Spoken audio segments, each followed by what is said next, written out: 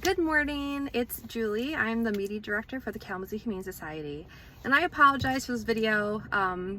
First, I just dropped my son off at school and I'm a hot mess, and I normally would not appear on camera this way, but I just witnessed something that I really feel needed a video to explain.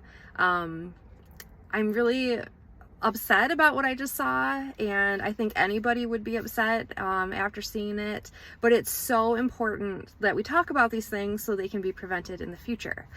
So the scenario was, I was pulling up into my son's school's parking lot, and somebody, I don't know if it was a passerby or a parent, had a dog on a leash.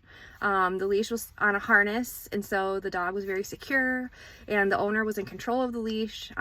She had it relatively short and close to her body, but the dog was being surrounded by these school kids, and these are elementary students of various ages, and there was a teacher kind of overseeing what was going on with the kids. She's trying to get them, to get back into the classroom or into the school area, and the woman, though, with the dog was obviously allowing kids to pet the dog. So this poor dog, the body language of this dog, everything about it said, "I am nervous, leave me alone." But they were being ignored, all the signs. So the dog's tail was down and tucked under its body.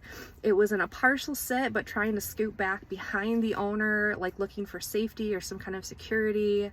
The ears were not in a good way. They were like down and pinned back toward his head. He was nervously prancing. This was not a cute dance that he was doing. He was actively trying to back away from this group of kids that was in front of him. So the owner then, instead of recognizing the signs that this dog was at its limit, pulled the leash in front of her, so that the dog is now, even though he's trying to back into her for protection, the dog is now fully in front of the owner against its will. It did not want this. So a little girl was encouraged to come and pet this dog, and she put her hand out over the dog's head, and the dog jumped up and bit her in the arm.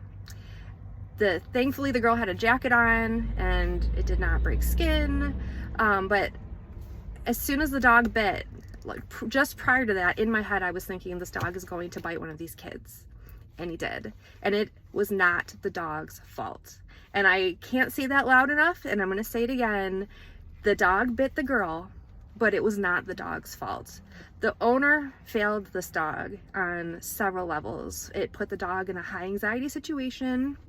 The owner did not recognize any of her dog's body language and totally disregarded all the signs that this dog was not in a social mood. It was overwhelming, and then immediately after the dog bit at the girl, there was a little chaos because all these kids are around, just saw what happened. The teachers, rushing to the child to see if the child's okay. The owner's freaking out and pulling the dog back on the leash, and so this poor dog only did what the owner failed to do, which was respect its own space, and he was basically advocating for himself at that point.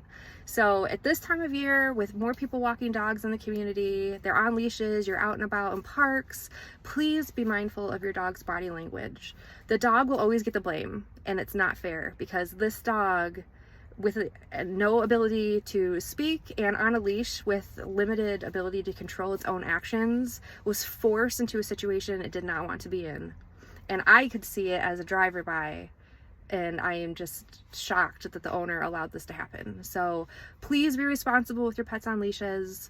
You are responsible for your pet when you put them on a leash. That pet is your responsibility at that point. You are in charge. You are not responsible for allowing every person who wants to pet your dog to pet it.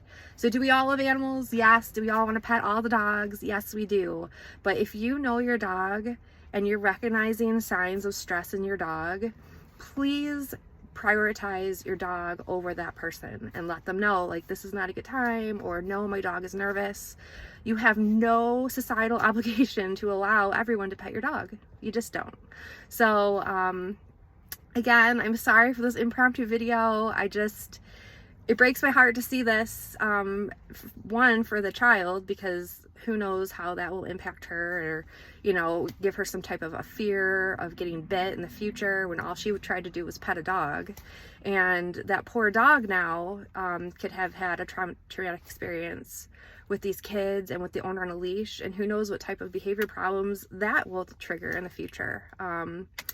Your dog trusts you to protect it, and if you're failing, you're going to have a dog with behavior problems. And that's all. Happy Monday.